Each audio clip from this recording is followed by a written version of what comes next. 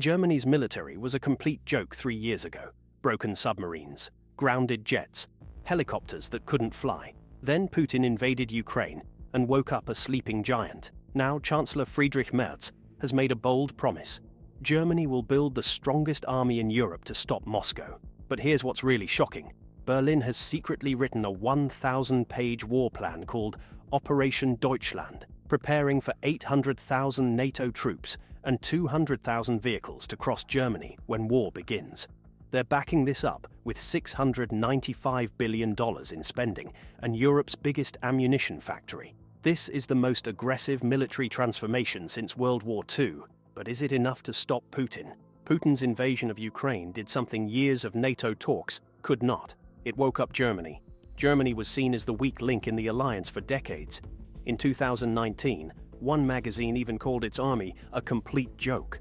And honestly, it was not wrong. Germany's helicopters couldn't fly. Its submarines sat broken in port.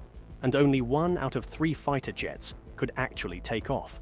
By 2022, even Germany's own military leaders admitted the country's defense was hollow. Germany looked like nothing more than a paper tiger to Russia. But when Russia launched its full-scale attack in 2022, that paper tiger roared. In just 16 months, Berlin cut off Russian oil and gas, sent more than $14 billion in military aid to Ukraine, and announced a massive $105 billion special fund to rebuild its armed forces. Germany finally admitted that geography and trade would not keep Europe safe. So rather than relying on others, they began to build real strength inside NATO. Moreover, Germany's location makes the challenge even bigger. Sitting on NATO's eastern flank, it must act as both defender and supplier for allies. A stronger Germany may be the only real shield against Russia's aggression. That's why the nation is not playing games anymore. The story is about to begin. Right after Russia invaded Ukraine in 2022, Germany made a dramatic move. Berlin set up a special $105 billion defense fund, fueling nearly 97 new military projects. By 2024, Germany had already spent $89 billion on defense, a 28% jump from the year before and nearly double what it spent in 2015. That leap made Germany the 4th biggest military spender in the world, behind only the US, Russia, and China. And here's the shocking part, that massive spending was still just about 2% of its economy. In other words, Germany hadn't even pushed the accelerator yet. But starting in 2025, everything changes.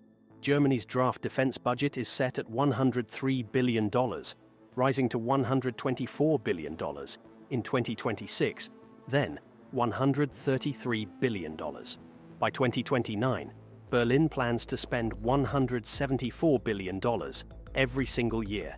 Over 5 years, that adds up to more than $695 billion. To make this possible, Germany tore up its own financial rulebook.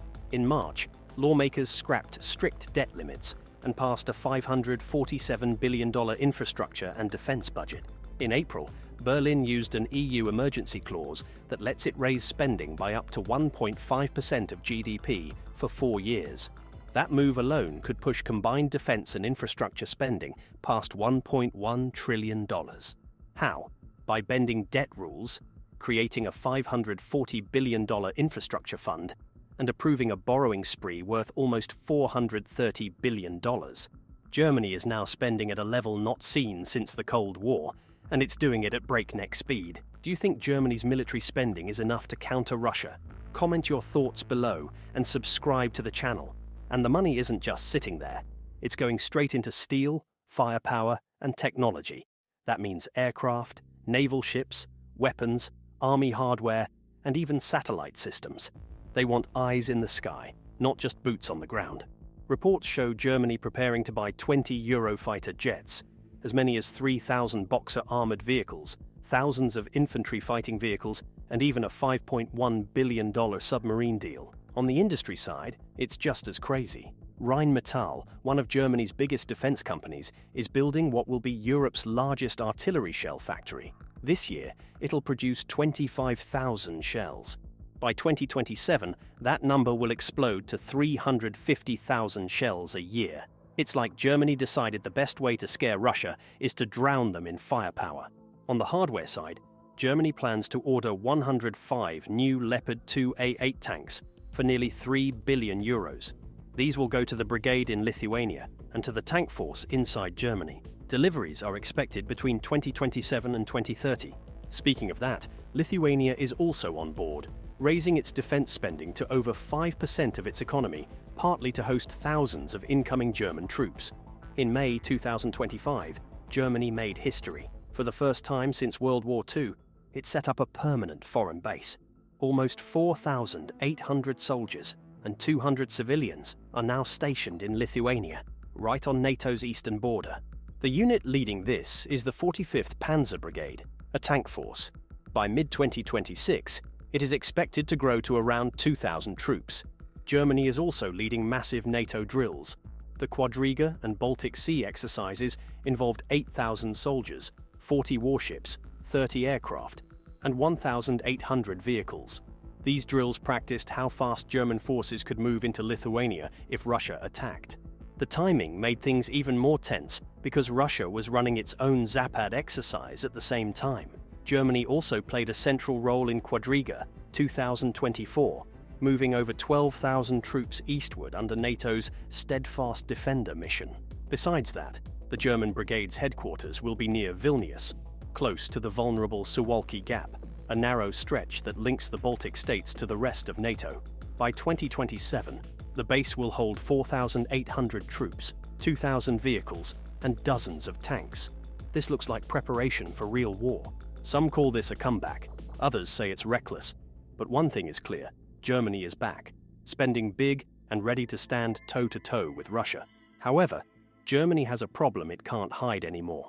Its army, called the Bundeswehr, doesn't have enough soldiers. Right now, it has about 182,000 active troops. That might sound like a lot, but compared to Russia, and with NATO asking for more, it's far too small.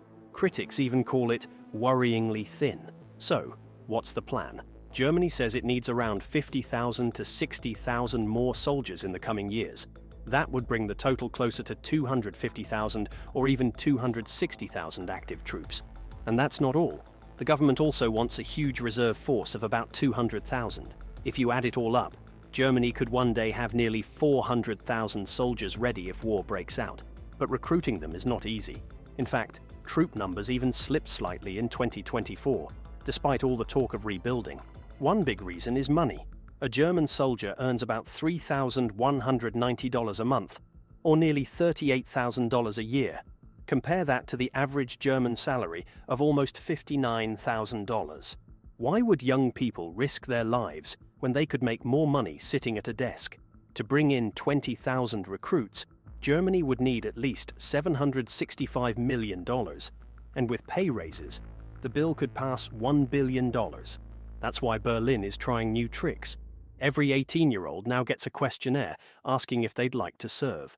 There's also a new voluntary service program, lasting 6 to 23 months, aimed at attracting young people. The plan is to recruit 20,000 volunteers by 2026 and raise that number to 40,000 every year by 2031. These short-term soldiers could fill gaps and help build the big reserve force. If you think Germany will return as a regional superpower, hit the like button and subscribe to the channel. At the same time, the government wants to grow its trained reserves from about 60,000 to 200,000, because satellites, drones, and AI are good, but without enough boots on the ground, those tools won't scare Russia. And if enough volunteers don't show up, Germany may bring back conscription, forcing young people into service. But here's the problem. Russia is already running a war economy. Its factories work day and night, while Germany's industry is slowed down by red tape, politics, and investor fears. Experts warn Germany's current production simply cannot match the speed of Russia. Even with new plants making 350,000 shells a year, Russia still produces millions. Tanks and heavy vehicles ordered today may not arrive until 2030 or later. That's a serious gap. Germany's defense sector employs around 55,000 skilled workers, but that workforce can't grow overnight, and supply chains don't just flip a switch. Ammunition stocks also remain too low compared to wartime needs. Analysts say Europe would need to boost production of tanks, missiles, and combat aircraft by at least 6 times to keep up with Moscow. Meanwhile, politics makes things harder. The story is far more complicated inside the country. Money has been set aside, but it cannot fix everything right away. Even critics warn that Germany's build-up could push Europe into a new arms race. To speed things up, the government has broken its strict budget rules and poured billions into new weapons and better pay for soldiers. Chancellor Friedrich Merz has made a bold promise. Germany will build the strongest army in Europe to stop Moscow. He insists that protecting NATO allies is the same as protecting Germany itself, saying, "Protecting Vilnius is protecting Berlin." The government also links military spending to the economy. Leaders argue it will create jobs and help the industry. One example is a €4.7 billion deal for 4 submarines. EU studies show this type of spending could raise Germany's GDP by 0.5% by 2028. But the same studies warn that national debt could rise by 2%. Private investors remain cautious because of export limits and unstable suppliers, so taxpayers may end up carrying the cost. Still, big machines like tanks and submarines take years to build. That means Germany's readiness today remains uncertain. At the same time, Berlin has written a secret 1,000-page war plan called Operation Deutschland. It sets space for 800,000 NATO troops and 200,000 vehicles to cross Germany if war begins. This shows that Berlin is preparing for real conflict and may step into a bigger NATO role, especially if the US reduces its presence in Europe. Public opinion in Germany has also changed sharply. In 2021, fewer than 40% of Germans thought Putin was a threat. Now, almost 70% see him as dangerous, and more than half support higher defense spending. Yet, most still say they would not fight if war broke out. This gap between government plans and public will could become a serious problem. Meanwhile, Russia holds massive drills near NATO's borders, moving thousands of troops. Moscow accuses NATO of being the aggressor, while Germany says it is only defending peace. With rising tensions, the new Cold War is here to stay as long as Russia is a threat. And at the very center of this tense standoff stands Germany, spending more, planning harder, but still unsure if it can truly carry this weight in the long run. What do you think? Is Germany prepared to deter Russia? Or is Europe still vulnerable? Drop your thoughts in the comments below, and don't forget to subscribe for more deep dives into global geopolitics. Thank you for watching.